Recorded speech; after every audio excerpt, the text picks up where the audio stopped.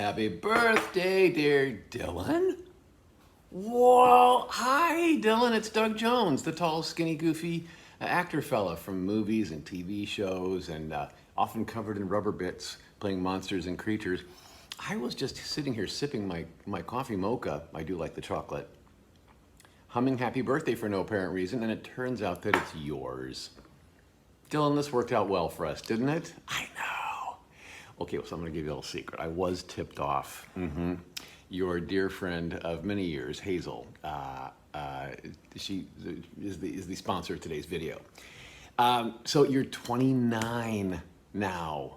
Okay, let's just stop and have a moment with this, can we? Because I remember 29. I remember all of my 20s being like, oh, I hope I never turn 30. I'll never be 30 because I'm going to be young all my life. And somehow we think that 30 isn't. And so 29 was far more traumatic for me than 30 was. Because I just like, it's my last year of being in my 20s.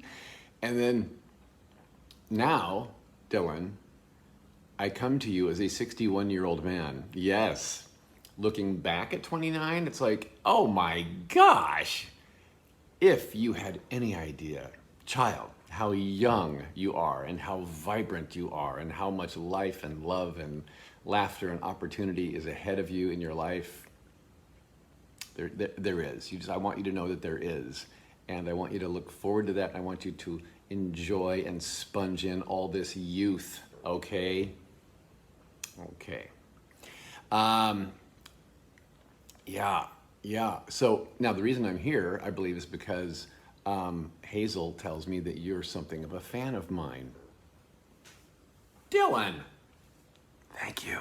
From the bottom of my heart, thank you for that. Because I never assume anybody should know who I am, let alone be a fan of mine. That's very, so lovely to hear. It's people like you who have bought my house for me, I think. That's kind of how I feel about it over the years. I've been acting for 35 years now. Do you believe that? 35? Got my first paid gig in 1986. It was a dancing mummy that I played on a Southwest Airlines commercial. That's how far back I go. Okay. And that was kind of boding of things to come. Yeah, I didn't set out to do creatures and monsters. I didn't know that was an option. I really thought I was going to be a goofy sitcom star. And I've done sitcoms now. I've guest starred on many over the years. And I've done lots of funny and lots of scary, sometimes both. And but then you get that rare opportunity to play a monster that has some heart and some pathos and some inspirational storyline. Like the amphibian man from The Shape of Water, I think was one of my dearest. I can't pick a favorite. I know people ask me all the time. I can't pick one. But and my place in the Hellboy movies, on the BPRD superhero team, was something different in rubber bits. And the last 5 years of my life, or 4 years of my life, have been taken up with Star Trek Discovery. I'm currently in Toronto right now filming season 4. Gosh, feels like I've been here since season 3. Season 4. So that's coming more, and they said it's coming 2021. So later this year, be looking for the new season of Star Trek Discovery, and I'll be returning as your favorite Kelpian, Saru. I don't know if you watch the show or not, but Hazel told me that you're a sci-fi fan, and that you're very kind to say that you love how I bring my creatures to life. So I'm assuming that Saru is one of them, and thank you for the love. Now, Hazel also, by the way, Hazel, as friends go, this Hazel's a keeper. She knows about you. She obviously reveres and adores you, and therefore I do too. I revere and adore you. I'm taking my cue from Hazel. Okay, that's how this works. Now, in a detail here, she said that he got work placement in a vet hospital, that you were anxious, but you strive through, and that you're a hard worker. I think isn't it good to have a friend that knows, that can appreciate, and it sounds like Hazel's not involved in this vet hospital job of yours, but has watched you and heard your stories and has taken in all your impression of what you're doing, how you're doing, and turns it into this lovely, lovely sentence about you. Oh, that's lovely. That is just lovely. So good on you. Every isn't it weird? You'll find this at 29. You probably already had a couple of chapter changes, and we do anyway from grade school, high school, college, if you went, and or if there was military service. Life has so many different chapters in it, and as one closes, then we think, well, the book's not over yet. You're only 29, right? So looks like this next chapter is going to be an interesting one, and we'll see how it gets written, right? I'm very excited for you. And being anxious about a new situation, I think we've all lived through those. I live in anxiety almost every day. If I can't see tomorrow clearly, then I'm terrified of it. It's a horrible way to live. It's a horrible way to live. So playing Saru on Star Trek Discovery, I have learned something from him. Because he was as a Kelpian, I was born into fear. He was a fear-based species with a predator that was always after his kind on his planet.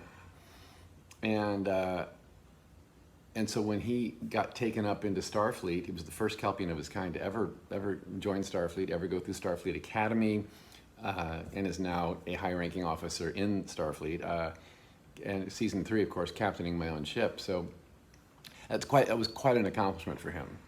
And he did the beginnings of that with this fear-based, DNA still in him, and he had to push through his fears and his anxieties and his worries, and carry on with his task at hand, and carry on to appease the needs of those who were counting on him.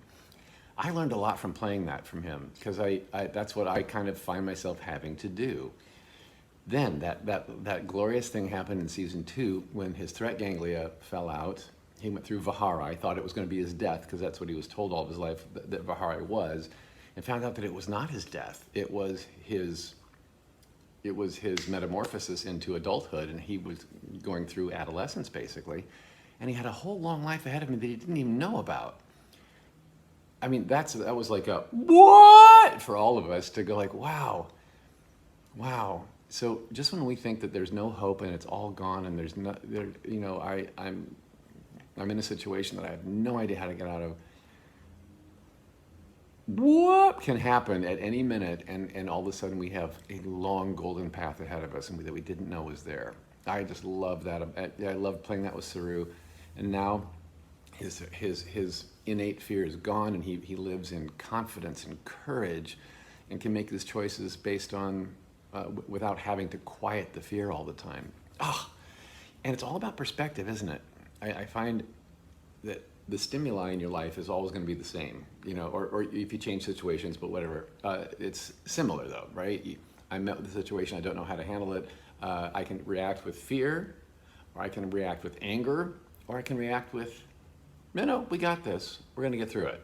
It's all our reaction to the stimuli is all our choice. Isn't that fabulous to learn? I mean, and again, I'm 61, and I'm kind of going, wow, I wish I'd known all this when I was 29, right? It would have saved me an awful lot of anguish in my youth. And you are young. Let's not forget this, Dylan. Okay. All right, well, I've been talking for a really long time now, so I'm going to get off this, but I wanted to wish you a very happy birthday. I hope you're able to celebrate you today. I hope you have huggles and face cups from those who care about you and love you. Hopefully Hazel's there for that. And if not, I hope you get huggles and face cups via screen time like this with those who love and adore you, can tell you so. And thank you for letting me be a part of your 29th birthday screen time. I feel quite special, Dylan. I do. So I'm going to hope and pray that your dreams will continue to be realized and fulfilled. And I continue to pray then that your success, you will find it on all levels. Personal, professional, relational, just all of it, okay, Dylan? And I hope and pray mostly for love to find you in all of its forms throughout your life. And here comes some love today from best friend Hazel, and from me, Doug Jones. I know, right? Happy birthday.